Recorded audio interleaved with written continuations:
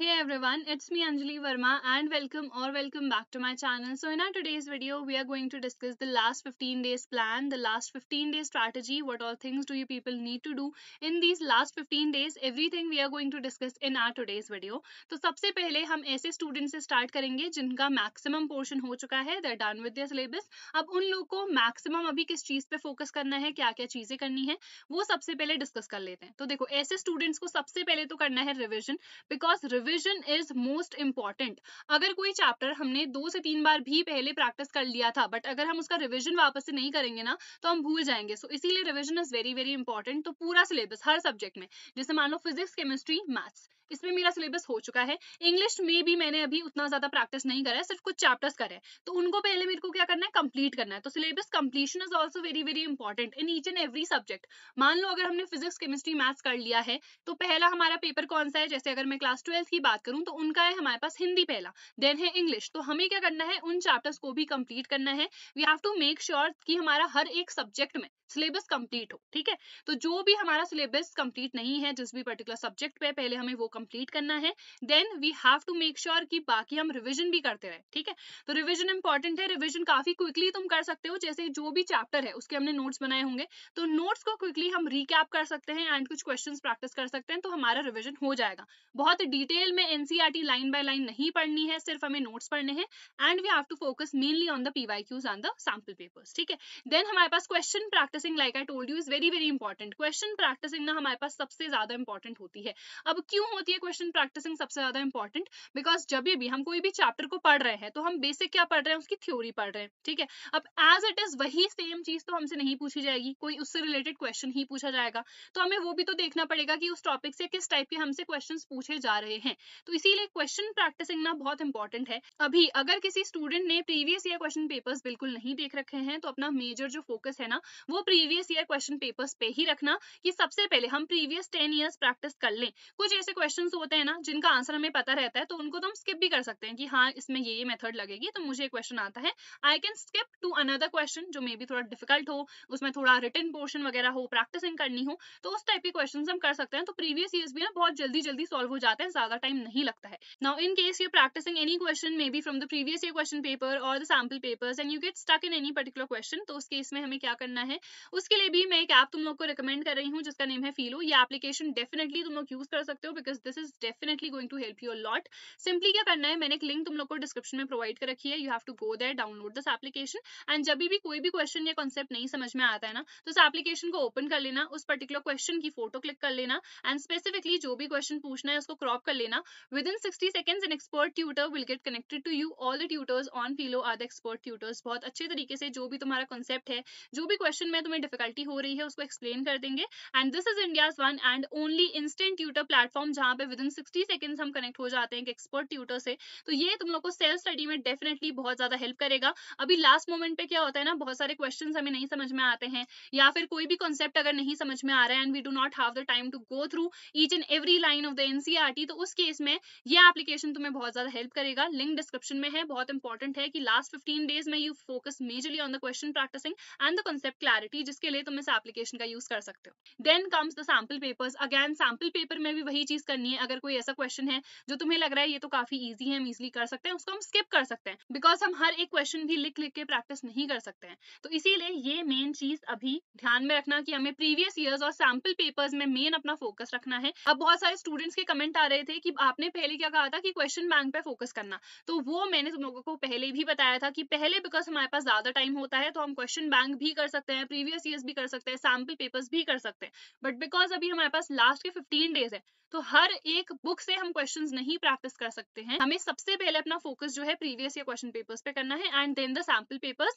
And sample papers because हमें exact format का idea होना चाहिए. पहले के पीवाईक्यूज में हमें उतने ज्यादा MCQs, assertion, reason, case based नहीं मिलेंगे, वो हमें कहाँ मिलेंगे, वो सैम्पल पेपर्स में मिलेंगे. इसीलिए सैम्पल पेपर्स प्रैक्टिस करना भी इंपॉर्टेंट है. ठीक है, अब कई बार होता है हमारा सब में सिलेबस तो हो जाता है, बट कोई एक सब्जेक्ट होता है जो हमें थोड़ा सा डिफिकल्ट लगता है, या हमें लगता है कि यार ये हमारा वीक सब्जेक्ट है, तो हमें उस पर ज्यादा ज्यादा फोकस करना है। जैसे क्या होता था, मैंने फिजिक्स में, केमिस्ट्री में, मैथ्स में अपना पूरा सिलेबस कर लिया है, but still I use to feel कि फिजिक्स में न्यूमेरिकल्स में मुझे डिफिकल्टी हो रही है, तो मैं उस पर थोड़ा ज्यादा फोकस करूंगी, because maths was an easy subject for me. तो उसको ऐसा नहीं है कि बार बार वही चीज प्रैक्टिस करनी है जो हमें ऑलरेडी आती है, नहीं, you have to focus more on that particular thing जो कि हमें नहीं आता है। जैसे फिजिक्स है, तो मान लो न्यूमेरिकल्स में डिफिकल्टी हो रही है, तो हम उस पर थोड़ा ज्यादा फोकस करेंगे, जितना हमें टाइम मिल रहा है तो उसमें हम न्यूमेरिकल ज्यादा से ज्यादा प्रैक्टिस कर लेंगे। मे बी कई स्टूडेंट्स को इंग्लिश में प्रॉब्लम हो सकती है, कई स्टूडेंट्स को हिंदी में भी प्रॉब्लम हो सकती है, बिकॉज वो भी तुम्हारे मार्क्स काउंट करेगा। तो you have to make sure कि उसमें भी हम अपना सिलेबस करें। इंग्लिश में रीडिंग सेक्शन बहुत इंपॉर्टेंट है, उसमें फोकस करना है। राइटिंग सेक्शन में किस तरीके से हमको लिखना है, तो ये चीजें भी ध्यान में रखनी है। सिर्फ हमारे मेन सब्जेक्ट्स ही नहीं, उसके साथ जितने सब्जेक्ट्स है ना, उन पे भी हमें इक्वली फोकस करना है। नाउ मे बी कोई ऐसा सब्जेक्ट है जिसमें हमें कम गैप्स मिले हैं एंड वी फील कि यार मे बी उन गैप्स में मैं उतना ज्यादा इस सब्जेक्ट पे फोकस नहीं कर पाऊंगी, सो उन सब्जेक्ट को भी हम प्रायोरिटी पे पहले रख सकते हैं। कि मान लो केमिस्ट्री है, मुझे ऐसा लग रहा है कि उसमें कम गैप है, तो मैं केमिस्ट्री का मेजर पोर्शन अपना पूरा कंप्लीट कर लूं, क्वेश्चन प्रैक्टिसिंग वगैरह, तो वो चीजें मैं पहले भी कर सकती हूँ। ठीक है, तो ये कुछ ऐसी चीजें हैं जो तुम्हें अपने हिसाब से देखनी है। मे बी किसी सब्जेक्ट में कम गैप है बट वो तुम्हारा मैक्सिमम हो चुका है, बट दूसरे सब्जेक्ट में सिलेबस नहीं हुआ है, so you will focus more on that. तो ये स्ट्रैटेजी जो है हर स्टूडेंट के लिए अलग अलग हो सकती है। ठीक है, एंड अगर पीवाईक्यू, सैम्पल पेपर्स, पीडीएफ वगैरह तुम लोग को चाहिए है, तुम्हारे पास नहीं है, बुक वगैरह वैसे मेरे हिसाब से खरीद लेना, बिकॉज रिटन फॉर्मेट और प्रिंटेड वाला अगर हमारे पास रहता है तो बेटर है। बट स्टिल मैंने पीडीएफ टेलीग्राम पे डाल रखी है, सो टेलीग्राम ज्वाइन कर सकते हो। नेम स्टडी वेयर हाउस है, लिंक तुम लोग को डिस्क्रिप्शन में मिल जाएगी। अगर लिंक वर्क नहीं करती है तो सर्च कर लेना स्टडी वेयर हाउस, मेरा जो चैनल है तुम लोग को मिल जाएगा। ठीक है, अब हम ऐसे स्टूडेंट्स के बारे में डिस्कस कर लेते हैं जिनका बिल्कुल सिलेबस नहीं हुआ है, उनका बहुत ज्यादा पोर्शन अभी बचा हुआ है। तो उन स्टूडेंट्स को क्या करना है, तो सबसे पहले तो यार सिलेबस अपना पूरा कंप्लीट कर लेना, बिकॉज अगर तुम लोगों ने उतना ज्यादा अभी फोकस ही नहीं करा था, सिलेबस हमारा हुआ नहीं होगा, तो हमें मेजर फोकस इसी चीज पे करना है कि हमारा सिलेबस सबसे पहले कंप्लीट हो जाए। तो उसके लिए ना जितने वन शॉट्स हैं सबकी प्लेलिस्ट की लिंक मैंने डिस्क्रिप्शन में प्रोवाइड कर रखी है। सबसे पहले जितने वन शॉट्स है ना उनको कंप्लीट करो। ठीक है, वन शॉट्स के साथ साथ जो भी मैं पढ़ाती हूँ ना उनके नोट्स भी प्रोवाइड कर देती हूँ पीडीएफ के फॉर्मेट में। सारी प्लेलिस्ट की लिंक मैंने डिस्क्रिप्शन में मेंशन कर रखी है, चाहे मैथ्स की हो, केमिस्ट्री, फिजिक्स। तो नोट्स डेफिनेटली डाउनलोड कर लेना और वो वन शॉट्स देख लेना कि मैंने क्या क्या चीजें पढ़ाई हुई है।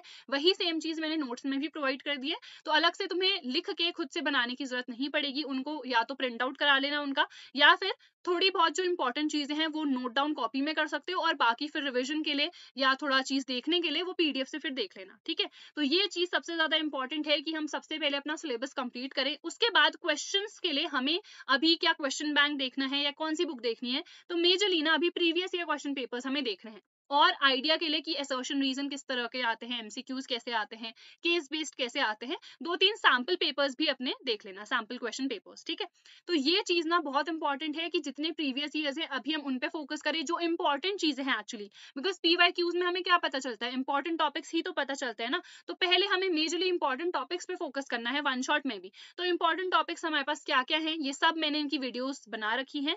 प्लेलिस्ट की लिंक डिस्क्रिप्शन में है, वीडियोस की लिंक भी मैं डिस्क्रिप्शन में प्रोवाइड कर दूंगी। तो ये जो भी इंपॉर्टेंट टॉपिक्स है ना, सबसे पहले ये देख लेना पर चैप्टर क्या क्या हमारे पास इंपॉर्टेंट टॉपिक्स हैं। उसके बाद क्या इंपॉर्टेंट क्वेश्चंस हैं, ये मैंने एक्सपेक्टेड क्वेश्चंस की सीरीज स्टार्ट करी है, जहां पे मैंने जो भी पीवाईक्यूज है, जो मेनली क्वेश्चंस हमसे पूछे जाते हैं जिस टाइप के, तो वो मैंने वहां पे इंसर्ट कर रखे हैं, तो वहां से जाके डेफिनेटली देख सकते हो। उसके बाद बहुत ज्यादा इंपॉर्टेंट है कि अब हम सीरियस हो जाए। अगर ऐसे स्टूडेंट्स जिन्होंने अभी तक बहुत कम अपना पोर्शन कर रखा है and still they want to pass, या किसी को 80+ लाने होंगे, किसी को 90+ लाने होंगे, सबकी अपनी अपनी होगी स्ट्रैटेजी, तो वो चीज ना बहुत इंपॉर्टेंट है कि लास्ट के कितने भी दिन हमारे पास बचे हैं, यू फोकस कि हमें जल्दी से सिलेबस कंप्लीट करना है, ज्यादा से ज्यादा क्वेश्चंस प्रैक्टिस करने हैं। कई स्टूडेंट्स जो हैं बहुत जल्दी ग्रैब कर लेते हैं जो भी उन्हें पढ़ाया जाता है, तो वो तुम्हारे लिए प्लस पॉइंट भी हो सकता है। अगर कोई स्टूडेंट को थोड़ा ज्यादा टाइम लगता है तो कोई बात नहीं, अभी जो मेन इंपॉर्टेंट टॉपिक्स है ना, जिनसे रिपीटेड क्वेश्चंस पूछे जाते हैं, अभी मेजरली उन पे ही फोकस करना। ठीक है, एंड इसके साथ साथ इस तरीके से एक अपना टाइम टेबल या फिर मैं कहूँ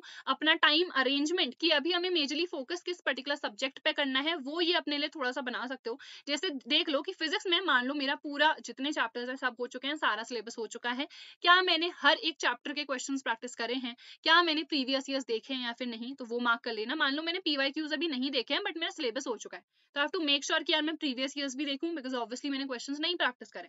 then we come to chemistry, तो कितने चैप्टर्स हो चुके हैं, कितने चैप्टर्स हमारे पास बचे हैं, कितने के क्वेश्चंस प्रैक्टिस करने बचे हैं, तो ये सारी चीजें ना पहले अपने लिए नोट डाउन कर लेना। Because Hindi, English, physical education, किसी की CS होगी या बायो भी है, तो उसके साथ साथ मान लो जैसे फिजिक्स केमिस्ट्री मैथ्स है, साथ में हमने बायो भी ले रखी है, PCMB वाले अगर तुम स्टूडेंट हो तो you have to make sure to note these things कि हमने कितने चैप्टर्स कर लिए हैं, कितने बचे हैं, तो हमारा कितना अभी टाइम हमें लग सकता है और हमें कौन से सब्जेक्ट पे अभी मेजरली फोकस करना है।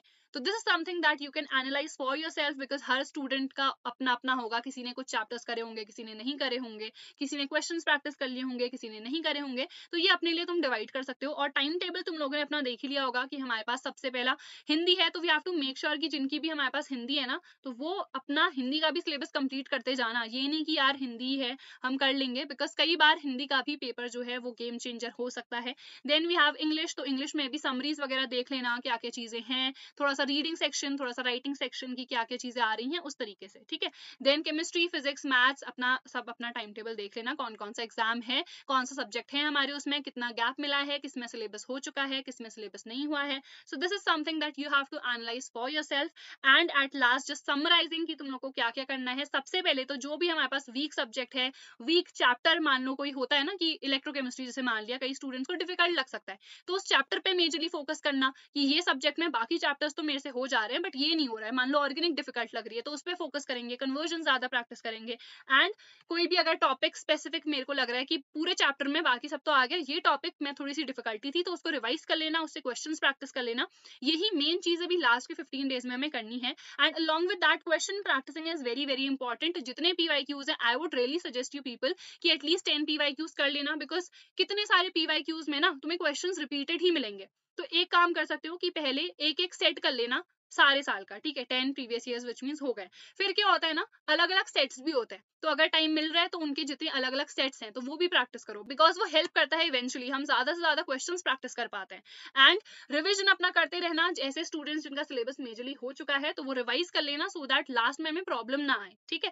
And sample papers for knowing the format की एग्जैक्टली क्या क्या टाइप के क्वेश्चन हमारे पूछे जा रहे हैं, तो ये सारी चीजें तुम लोग को करनी है। इसके अलावा if you people have any doubt you can leave it in the comment section below. So that is it for our today's video. I'll see you guys in the next video. Till then, take care.